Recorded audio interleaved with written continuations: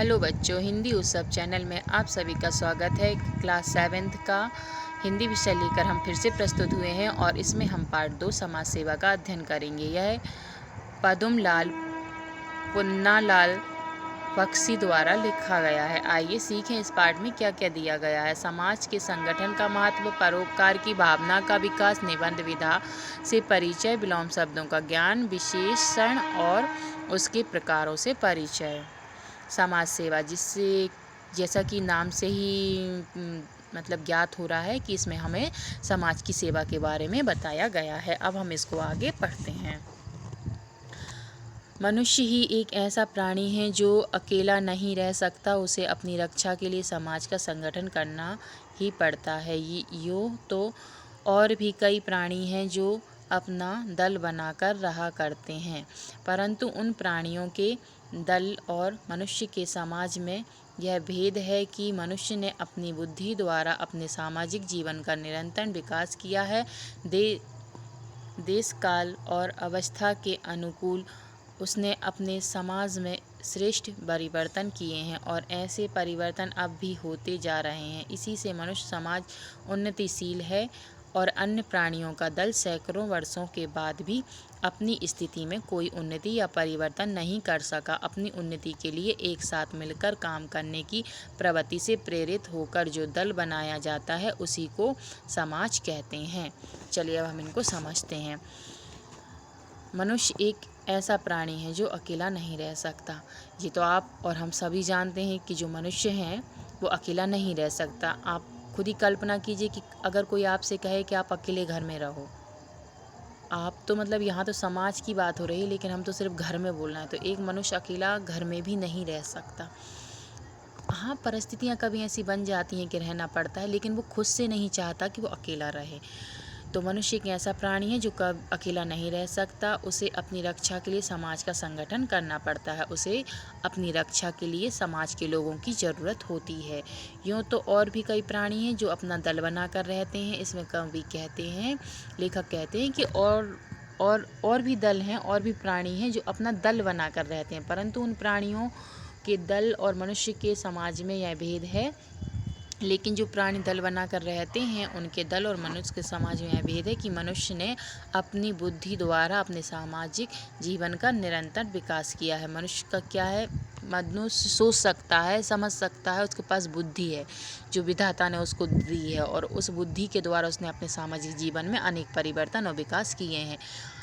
देश काल और अवस्था के अनुकूल उसने अपने समाज में यथेष्ट परिवर्तन किए हैं। जैसी जैसी आवश्यकताएं पड़ी, जैसी जैसी ज़रूरतें पड़ी, उनके अनुसार और समय और परिस्थिति के अनुसार उसने अनेक समाज में परिवर्तन, श्रेष्ठ भी और अनेक परिवर्तन किए हैं। और ऐसा परिवर्तन अब और अभी भी ऐसे परिवर्तन होते ही रहते हैं।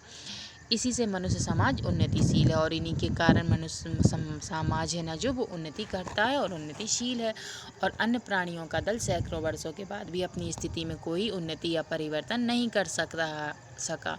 और जो अन्य प्राणी हैं, जीव जंतु हैं, पशु हैं, जानवर हैं, वो अपने दल बनाकर तो रहते हैं, लेकिन उनके पास सोचने समझने की बुद्धि नहीं है। तो वो सैकड़ों वर्षों के बाद भी उसी परिस्थिति में हैं और अपनी स्थिति का अपनी स्थिति में कोई उन्नति या परिवर्तन नहीं कर सका। अपनी उन्नति के लिए एक साथ मिलकर काम करने की प्रवृत्ति से प्रेरित होकर दल बनाया जाता है, उसी को हम समाज कहते हैं। जो अपनी उन्नति के लिए एक साथ मिलकर काम करते हैं, काम करने की प्रवृत्ति से प्रेरित होकर दल बनाया जाता है, उसे ही हम समाज कहते हैं। समाज के भीतर समता का भाव रहना आवश्यक है। जहाँ समता का अभाव है वहाँ समाज में दृढ़ता नहीं है, क्योंकि किसी प्रकार की असमानता होने पर, भेदभाव होने पर पारस्परिक ईर्ष्या, द्वेष आदि भाव अवश्य होते हैं। इन पंक्तियों से लेखक कहते हैं कि समाज जो है ना, इसमें समानता मतलब एक दूसरे के प्रति लगाव का भाव होना चाहिए, और अगर ये भाव नहीं हुआ तो वहाँ पर ईर्ष्या, द्वेष और भेदभाव उत्पन्न होने लगते हैं। तब उनसे फूट भी पैदा होती है, और उनसे क्या होता है, आपसी फूट भी पैदा होती है, और एकता का नाश होने पर समाज की अवनति भी होती है और एकता भंग हो जाती है, जिससे समाज की उन्नति है जो अवनति की का रूप धारण कर लेती है। समाज की अवनति होने पर व्यक्ति विशेष की अवनति भी अनिवार्य है। जब समाज की मतलब उन्नति में बाधा आएगी या उन्नति घटेगी तो वह उससे व्यक्ति विशेष की भी उन्नति घट जाएगी। सच तो यह है कि समाज और व्यक्ति का पारस्परिक दृढ़ संबंध है। एक ही उन्नति दूसरे की उन्नति है। और सच में ये बात सही है कि समाज है ना जो और व्यक्ति का पारस्परिक दृढ़ संबंध है। समाज और व्यक्तियों का आपस में बहुत घना संबंध है। एक की उन्नति से ही दूसरे की उन्नति होती है। अगर हमारे समाज की उन्नति होगी, हमारे देश की उन्नति होगी, तो व्यक्तियों की उन्नति भी होएगी। ना तो समाज व्यक्ति की अपेक्षा कर सकता है और ना व्यक्ति ही समाज की अवहेलना कर सकता है। ये दोनों एक दूसरे के पूरक हैं और ये दोनों एक दूसरे की अवहेलना नहीं कर सकते। मनुष्यों में जैसी स्वार्थ बुद्धि होती है वैसी परार्थ बुद्धि भी होती है और मनुष्य जैसा स्वार्थी होता है वैसा परार्थ मतलब दूसरों के अर्थ के प्रति सोचता है, वैसी बुद्धि भी उसमें होती है। मनुष्यों में हम जिन गुणों का विकास देखकर मुग्ध हो जाते हैं, मनुष्य में हम जिन गुणों का विकास देखकर मुग्ध मतलब खुश हो जाते हैं, वे सभी गुण उस परार्थ बुद्धि द्वारा प्रकट होते हैं। वे सभी गुण उस परार्थ बुद्धि द्वारा प्रकट होते हैं। दया, प्रेम, स्नेह, सहानुभूति, त्याग, सेवा आदि भाव एकमात्र परार्थ चिंता के कारण हमारे हृदय में उत्पन्न होते हैं।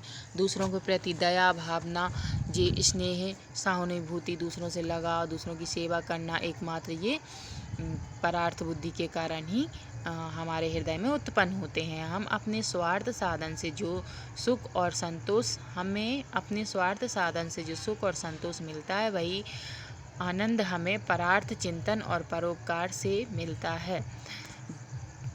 जो हमें हमारे स्वार्थ और हमारे साधनों को प्राप्त करने से जो हमें सुख और आनंद मिलता है, वही आनंद हमें दूसरों के साथ परोपकार करने से, दूसरों की मदद करने से भी वही आनंद और वही सुख हमको प्राप्त होता है। हमें अपने कल्याण के लिए, अपनी उन्नति के लिए, अपने सुख के लिए और दूसरों के सुख के लिए सुखकर कार्य करने पड़ते हैं। हमें हमारे कल्याण के लिए और दूसरों के कल्याण के लिए और अपनी उन्नति के लिए और दूसरों की उन्नति के लिए हमेशा सुखकर और कार्य करने चाहिए।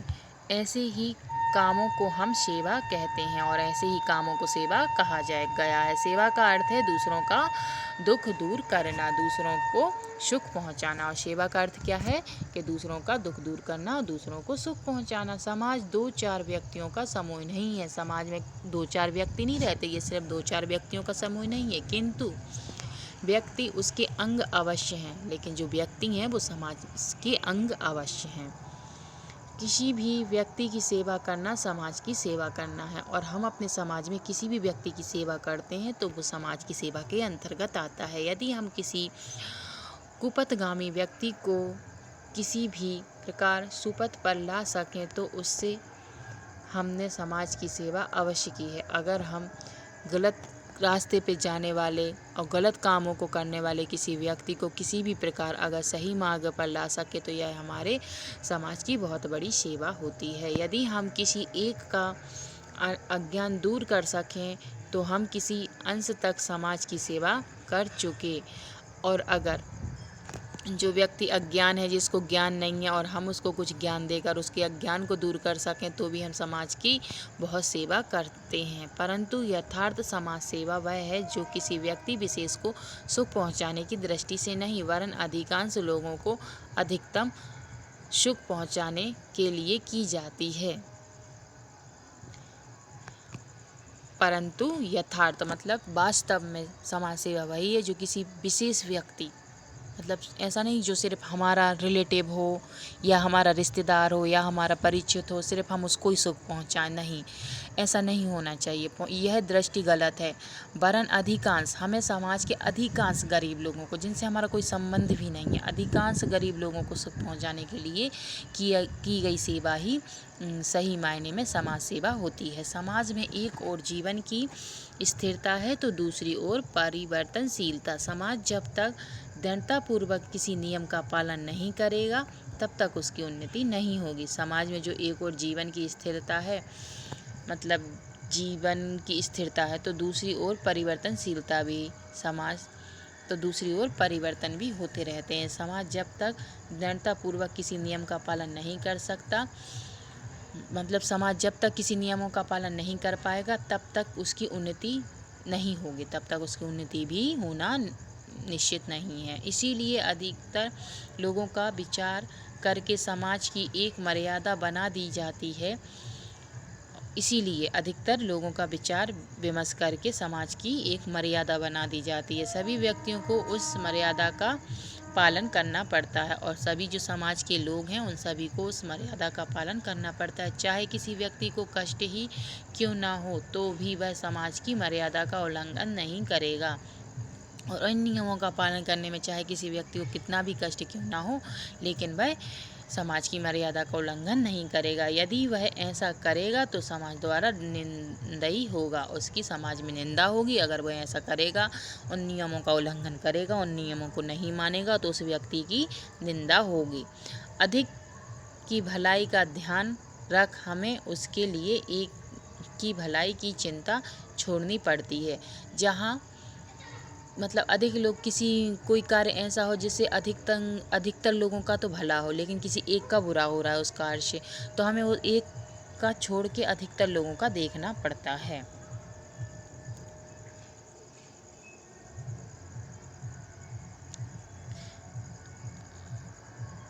जो लोग समाज को नए पथ का दर्शन कराते हैं उन्हें कष्ट सहना पड़ता है। जो लोग समाज को नए पथ का दर्शन कराते हैं मतलब समाज की मर्यादा को नहीं मानते और अपनी तरीके से जीते हैं तो उनको कष्टों का सामना करना पड़ता है। सभी तरह के कष्टों को सहकर वे समाज के कल्याण के लिए अपने कार्यों में दृढ़तापूर्वक लगे रहते हैं। अंत में अपनी सत्यता के कारण उन्हें विजय लाभ होता है और वे समाज के सुधारक कहे जाते हैं और अंत में उन लोगों को क्या होती है, विजय लाभ प्राप्त होता है और वे समाज के सुधारक कहे जाते हैं। वे सभी समाज के सेवक होते हैं और वे सब समाज के सेवक के रूप में गिने जाते हैं। समाज में समता का भाव होने पर भी सर्वत्र विषमता ही देखी जाती है। समाज में भले ही समता का भाव एक दूसरे के प्रति लगा है लेकिन फिर भी विषमता अधिकतर देखने को मिल ही जाती है। समाज में दीनों और दुखियों का अभाव नहीं रहता। समाज में जो दीन दुखी हैं उनका अभाव नहीं है, मतलब कमी नहीं रहती। बहुत से लोग ऐसे हैं जो आज भी दीन हैं, दुखी हैं, गरीब हैं। कुछ लोग अंगहीन होने के कारण असहाय होते हैं। कुछ लोग ऐसे होते हैं जो अपंग होते हैं और जिनके कुछ अंग नहीं होते हैं, जैसे मान लिया हाथ नहीं है, पैर नहीं है, तो इस कारण से भी वह असहाय होते हैं। कुछ लोग बिल्कुल अनाथ हो गए हैं और कुछ लोग ऐसे होते हैं कि बिल्कुल अनाथ हो गए हैं। मानिए किसी बच्चे का जन्म हुआ, कुछ थोड़ा बड़ा हुआ और उसके माँ बाप दोनों ही नहीं रहे तो वह बच्चे अनाथ हो जाते हैं। कुछ लोग अज्ञ होते हैं, कुछ लोग अज्ञानी भी होते हैं, पढ़े लिखे नहीं होते हैं। कुछ लोग कुपथगामी भी होते हैं, कुछ लोग गलत काम करने वाले भी होते हैं। समाज में तो भाई सभी तरह के लोग होते हैं, अच्छे बुरे। तो ये भी अपना एक समाज सेवा पढ़ रहे हैं हम, तो इसमें भी कुछ सभी प्रकार के लोग मिलेंगे हमें। तो कुछ कुपथगामी भी होते हैं, मतलब बुरे कार्य करने वाले, बुरे रास्तों पर चलने वाले। इन सब की सेवा करना, इन सब के हित के लिए काम करना समाज सेवा है। और इन सब बुरे लोगों को, बुरे हों या अच्छे हों, जो समाज के अंदर रहते हैं, इन सब के बारे में सोचना, इन सब के हितों का कार्य करना ही समाज सेवा है। इस देश के समाज में आजकल गरीबों के उत्थान की जो चेष्टा की जा रही है यह समाज सेवा ही है। और इन लोगों के इस देश में, समाज में आजकल गरीबों के उत्थान मतलब गरीबों को ऊपर उठाने के लिए, उनकी गरीबी थोड़ी दूर करने के लिए जो चेष्टा की जा रही है वह समाज सेवा ही है। उसी प्रकार नारियों की दुर्व्यवस्था दूर करने के लिए या कुष्ठ आदि रोगग्रस्त लोगों की यातना दूर करने के लिए चेष्टाएं की जा रही हैं। ये सभी समाज की सेवाएं हैं। देश के सभी समक्ष नवयुवकों का यह कर्तव्य है कि वे ऐसी सेवाओं में भाग लें, इससे समाज की उन्नति होगी। साथ ही साथ अन्य लोगों में अन्य गुणों का विकास होगा। इसीलिए हमारे शास्त्रों में कहा गया है कि पर सेवा से बढ़कर कोई सेवा नहीं। जो हमारे शास्त्र हैं उनमें भी यह कहा गया है कि पर सेवा से बढ़कर कोई सेवा नहीं, मतलब जो दूसरों की सेवा करते हैं उस सेवा से बढ़कर कोई सेवा नहीं है। इस पाठ से हमें ये प्रेरणा मिलती है कि हमें हमारे समाज के असहाय, गरीब, मजदूर और मजबूर, अपंग लोगों की जो भी सहायता हमसे बन सके हमें करनी चाहिए। और जैसे जो गलत रास्तों पे चल रहे हैं उनको हमें किसी तरह से सही रास्ते पर लाना चाहिए। शब्दार्थ: यष्टा मतलब जितना आवश्यक हो, व्रति मतलब स्वार्थ, पारस्परिक मतलब आपसी, अवहेलना अपेक्षा, ध्यान न देना, सर्वत्र मतलब हर तरह से, बिल्कुल, कुपथगामी कुमार्ग पर चलने वाला, निंदनीय निंदा के योग्य, अज्ञानी मूर्ख, हित भलाई, चेष्टा कोश, दुर्व्यवस्था, दूर अवस्था, बुरी हालत। इस प्रकार से ये हमारे कठिन शब्द भी हो गए हैं। अब हम इनकी जोड़ी और बता दें आपको। तो जीवन का क्या हो जाएगा? मृत्यु। समता का विषमता, गलत निशान लग गया, ये समता का हो जाएगा आपका विषमता। उन्नति का अवनति और सुपथ का कुपथ। ये हमारी जोड़ियां हो गईं। और जिसने संपत्ति संचित कर ली वह खालिस्तान का पात्र हो जाता है। किसका पात्र हो जाता है? आपको कुछ पता है? बताते हैं। किसका? आदर का। समाज और व्यक्ति का पारस्परिक खालिस्तान संबंध है। कैसा? ऋण।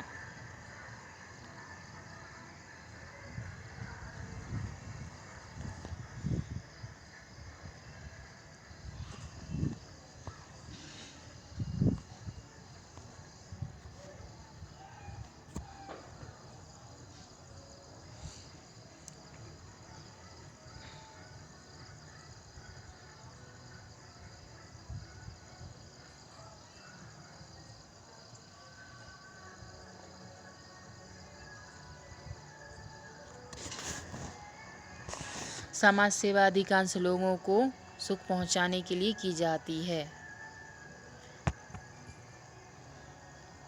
अधिकतम क्या आएगा इसमें? अधिकतम आएगा इसमें। ये आएगा अधिकतम। और हमारे शास्त्रों में कहा गया है कि पर सेवा से बढ़कर कोई सेवा नहीं। इस तरह से हमारे ये खालिस्तान भी पूरे हुए। बाकी प्रश्न उत्तर आप लोगों को स्वयं करना है। अगर आपको इसके उत्तर चाहिए हैं तो मुझे कमेंट्स बॉक्स में कमेंट्स कर बताइए, तो मैं आपके लिए इनके उत्तर का भी एक वीडियो बना दूंगी।